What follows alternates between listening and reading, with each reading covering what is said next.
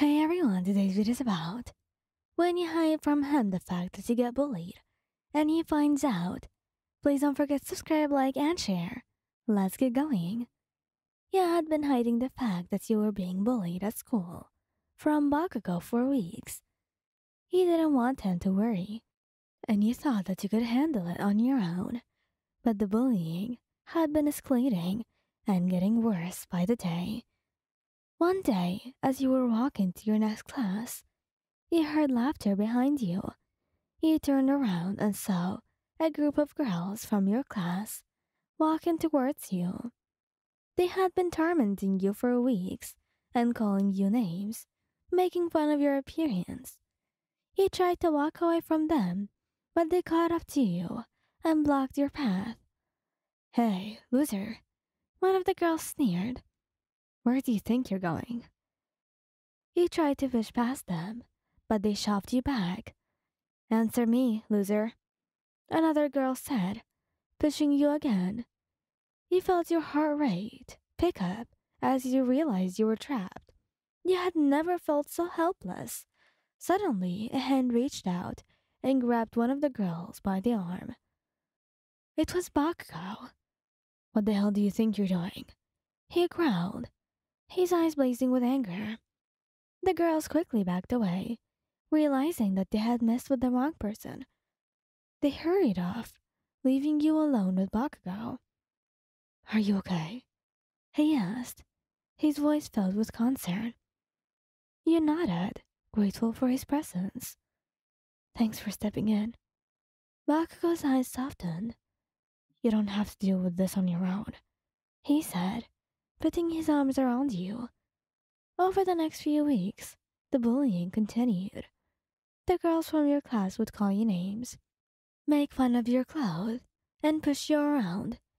You tried your best to ignore them and focus on your studies, but it was hard when you felt so alone. One day, you were in the library, studying, when you heard laughter behind you. You turned around and saw the girls from your class standing there, smirking. "What do you want?" you asked, trying to keep your voice steady.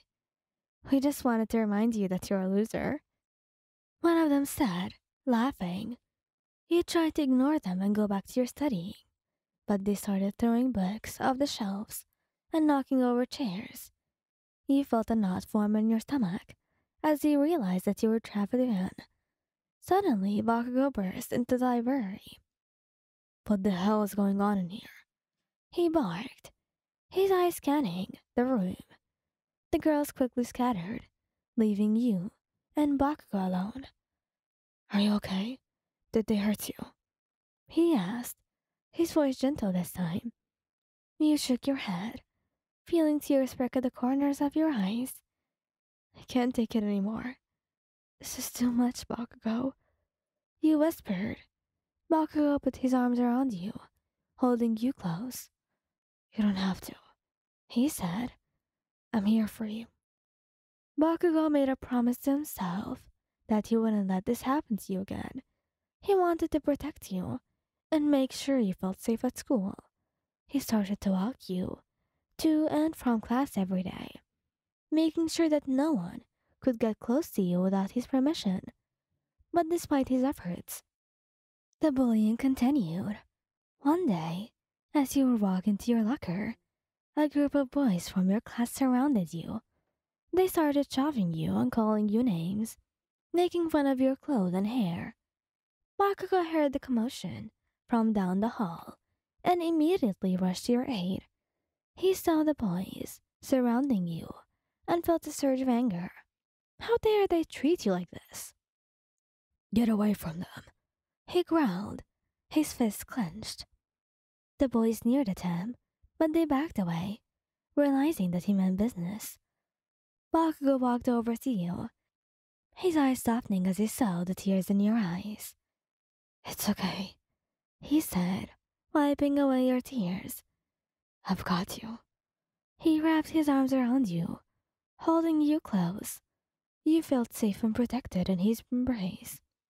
After that instant, Bakugou decided to take matters into his own hands.